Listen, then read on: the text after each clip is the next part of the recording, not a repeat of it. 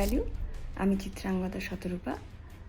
যে কোনো বড় সাফল্য শুরু হয় একটা বড় স্বপ্ন দিয়ে, আর ঠিক সেই রকম স্বপ্নগুলোকেই সেলিব্রেট করার জন্য আমি আসছি 8ই জুলাই 2026 কলকাতাতে স্মার্ট ভ্যালু বিজয়ী ভাব ইভেন্টে। আমি খুবই এক্সাইটেড আপনাদের সকলের সঙ্গে দেখা করার জন্য, আপনাদের সকলের সাফল্যের গল্প শোনার জন্য। তাহলে দেখা হোক কলকাতাতে একটা নতুন জোশ আর বিশ্বাসের সাথে। জয় হিন্দ।